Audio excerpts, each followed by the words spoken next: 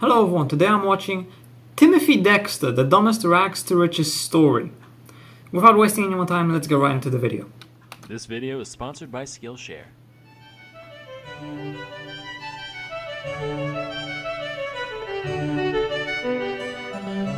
Hey kids, now we all know that fate is a fickle thing. Some of us may try to defy its will, but there's enough small businesses with Pizza Hut roofs out there to tell you that such a thing is ultimately futile. As for most of us, Yeah, there will always be some people who have to work the shitty jobs that don't pay much. That's just... You can't change that unless you replace the people in those jobs with robots, automation. I mean, it's either you work a shitty job for no pay or you get replaced with a robot. It's really that simple. We tend to have our fair share of good and bad luck throughout our lives, but every now and then, RN Jesus smiles upon some drooling little loaf child and says, "You, my son, you shall be the one with all the figgy pudding." That child was Timothy Dexter. Dexter was born in Malden, Massachusetts in 1747. He had a humble upbringing, dropping out of school as an 8-year-old to work as a farmhand and a leather worker. But Dexter back thought he then that was deserved probably better, normal. so when he grew up, he married one Elizabeth Frothingham, a rich widow in need of company. Gold digging achieved. Okay. I can already see how this is gonna start. So he's just gonna be... Is he gonna marry multiple old rich widows just to get their money once they die? I mean, it's not that bad, honestly. Marry an old woman who's got a shit ton of money and is gonna probably die soon, and then once she dies, you inherit all her money. It's that easy. He began his quest to become a true aristocrat. As his first step, he thinks, all the rich guys I know are in positions of power. I should run for office. Now, the town of Malden wasn't much keen on appointing a bumbling second-grade dropout, but after rejecting dozens of petitions sent in by Dexter, I mean, does he even know how to write and read? If he dropped out in second grade, I'm assuming he can't even do those. they eventually gave up Or and just decided to barely. just make some shit up, leading to Dexter becoming the official informer of deer, tasking him with keeping logs on the local deer population, and over statistics of So does and bucks alike.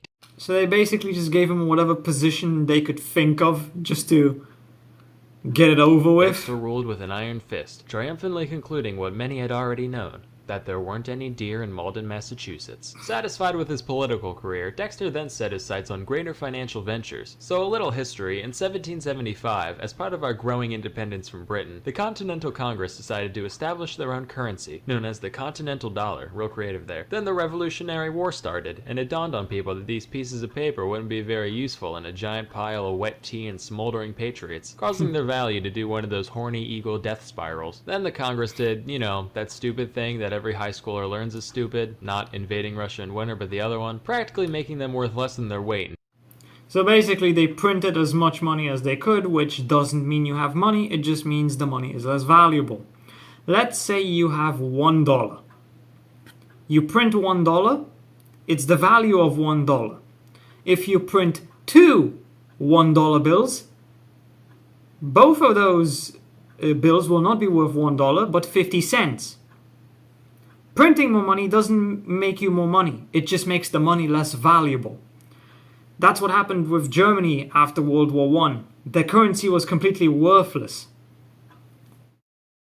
In paper and ink. And wouldn't you know it, a good portion of the Continental Army was paid with these, so by the time the war ended, many veterans were left totally destitute. The aristocrats were like, well, these grass-eating Untermensches did kind of give us a country, so whatever, we'll throw them a few cents and take this trash off their hands. Dexter was like, ooh, I'm a wealthman, I'm gonna do that too. And he spent the majority of his savings buying a boatload after boatload of the 1780s equivalent of Blockbuster gift cards. By all accounts, this should have been his ruin, but by some stroke of luck, after the Constitution was ratified, the new government decided that they'd trade Continentals for treasury bonds worth 1% of their face value. Doesn't sound like much, but keep in mind, Dexter bought thousands of crates of bills for fractions of pennies apiece. So as buybacks began across the country, his stockpile appreciated massively in value, and this informer of deer realized that, for the first time, there were a lot of bucks in Malden. But just because he was now a man of the upper crust doesn't mean he let it go to his head. Sure, he might have purchased the most luxurious chateau that money could buy, through daily Playboy Mansion-style rages, Really? and commissioned over 40 statues of America's greatest heroes, one of you which was of fucking kidding himself, me? with a plaque calling him, quote, the greatest philosopher in the Western world.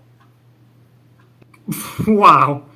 Superiority complex much? Despite his incredibly tacky displays of wealth, his contemptuous contemporaries still saw him for the loud, illiterate rube he was. So they started giving him deliberately awful investment tips in order to get him to bankrupt himself. One And such I'm guessing piece it of advice was worked. that he should ship warming pans to the Caribbean. For those of you born after 1850, a warming pan's this dish on a long pole that you fill up with hot coals to warm up your bed. Not much use in a tropical paradise. But Dexter was undeterred by such frivolous things as logic. Went ahead and sent over 40,000 of them to the West Indies. When they arrived, the locals didn't really know what they were looking at and decided to use them as ladles for the sugar and molasses refineries. And by the end of it, Dexter sold every single one at a markup of nearly 80%. Frustrated that their plan backfired, the elite then told him to literally carry coal to Newcastle, which is an old idiom used to describe a pointless task based off the fact that Newcastle was one of the world's biggest producers of coal. The only idioms Dexter knew about all involved different animals shitting in the woods. So he took their word on good faith and went along with it. But by some divine providence, by the time the shipment arrived, the Newcastle coal miners had all gone on strike, and Dexter once again cleared the entire shipment with a... This guy is literally the luckiest motherfucker I've ever seen. He's getting the absolute worst fucking tips and finding ways to make them work. Well, I mean, he's not finding ways to make them work. He's just getting lucky that other people do that for him. Oh my god. Imagine if investing and making money was this easy. Everyone would be rich. Which means no one would be rich. And we would be in the same spot as we are right now, actually. So nothing would change. Hefty profit. He was like, man, I am so smart. By this point, he was pretty confident in his speculation skills, so he started making seemingly far-fetched ventures all by himself. One time he had a bunch of stray cats rounded up for basically free, which sounds like herding cats, but what do I know? And he sent them to the Caribbean, where they were gobbled up en masse. Not like eaten, but purchased to deal with all the rat infestations. In another instance, he bought up just about every whalebone in Boston. And coincidentally, at the same time in France, men started wearing corsets too for some reason. Demand went way up, Dexter's laughed. Now from an outside perspective, at the end of the day, Dexter was a very shrewd merchant. So at this point in my research, I was like, wait a minute, is he smart? Then I learned about his life outside of business. Dexter considered himself extremely knowledgeable on just about every topic. Keywords, considered himself. For example, he once stumbled upon a guy painting a sign to go along with the newly built statue of Jefferson. And when he saw that the sign called Jefferson the writer of the Declaration of Independence, Dexter lost his frickin' mind and insisted that Jefferson did not pen the DOI, but rather the Constitution. Spoiler alert, not remotely true, he was in France at the time. An easy mistake to make today, sure, but this was only like 10 years after the fact. That's like someone... So he's a total idiot who thinks he's smart. He got lucky because people gave him terrible tips, which turned out to work amazingly well. Someone today saying, Obama didn't kill bin Laden, dumbass. That was Bill Clinton. Anyway, when the painter refused to change the inscription, Dexter started shooting at him with a long rifle until he complied. Real genteel. Dexter made sure to surround himself with the requisite number of weirdos to maintain this level of delusion. One of which was Jonathan Plummer, a man whom Dexter paid to be his poet laureate, writing only the most laudatory odes in his honor. Mind you, this wasn't just your run-of-the-mill, wise-and-wizened wordsmith. Jonathan sold fish for a living. And porn. He just kind of went along with the whole thing for the pocket change. Besides his... Porn. He sold porn. At what point in time is this? 10 years after... the 1700s, late 1700s. What the fuck? Entourage, Dexter occasionally spent time with the total geeds known as his family. He had 2 children, whom the New England Historical Society... He had kids? This guy had kids. I mean, he was rich. describes as That a explains half-mad drunk and a completely mad drunk, respectively. And he couldn't stand his wife on account of her perceived constant nagging, to the point where he would tell guests he was unmarried and that he just had a ghost in his house. Just like, oh yeah, that's a sea hag. You know, mansion built on some old Indian shipwreck or something. Timmy, please. I'm cold and my hands are rheumatic. Find it in your heart to light the fireplace for me. Yeah, plenty of that in hell, you banshee bitch. One day, in a massive stroke of ego, Dexter decided to fake his own death, complete with a lavish funeral funeral service just to see who would show up. Lucky for him, about 3,000 people from all walks of life turned up. Though initially staying out of sight, he soon noticed that his wife wasn't crying. So in response, he jumped out and started hitting her upside the head with a cane in front of everybody. But as his true mortality grew closer, Dexter knew he needed a legacy and decided to pen his memoirs, titled A Pickle for the Knowing Ones, which was basically just 20 pages of unhinged ranting about politics, religion, his wife, and whatever else came to mind. No punctuation, random capitalization, the most amazing spelling I've ever seen. Here's some excerpts. George Washington. Attitude. What the amazing spelling I've ever seen. Here's some excerpts. George Washington. Washington. Attitude. Attitude. Philosopher. Philosopher. What the fuck? Yeah, so he can't spell. He can't read and write. Tobacco. General. And this is all just from the first few That's general. What the lines. fuck? The entire book is written like this. And just like everything else the guy did, the thing sold like fucking hotcakes. Why does anybody even try? The best part is that when he got I mean, it's kind of like... It's basically like social media these days. You don't need talent, skill, or anything to get big. You just need to get lucky. And usually the stupidest shit gets a ton of views. Well, except for Mr. Beast, but... And all the big YouTubers.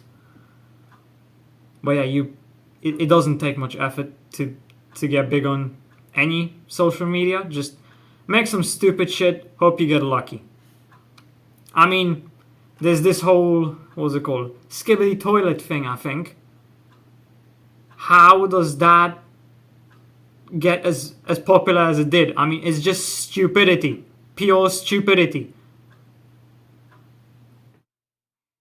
complaints about the Humanity and reality is often disappointing. total lack of grammatical anything. In the second edition of the book, he put an extra page at the end full of nothing but punctuation marks, with a little note saying that anyone who felt like whining could just stick them wherever they wanted. Dexter died in 1806, Wow, and okay. by and large, he probably should have ended up in Davy Jones's locker. But given the circumstances, I imagine the big man upstairs dropped his big deck of mortal soul trading cards at just the right moment, letting him slip through the pearly gates undetected. And legend has it that to this day, if you pray to the name Timothy Dexter, he'll look upon you kindly and share his skills with you all. Wait a minute. Share? You know what? I'll pray to Timothy Dexter today. Let's see if my YouTube channel suddenly just skyrockets.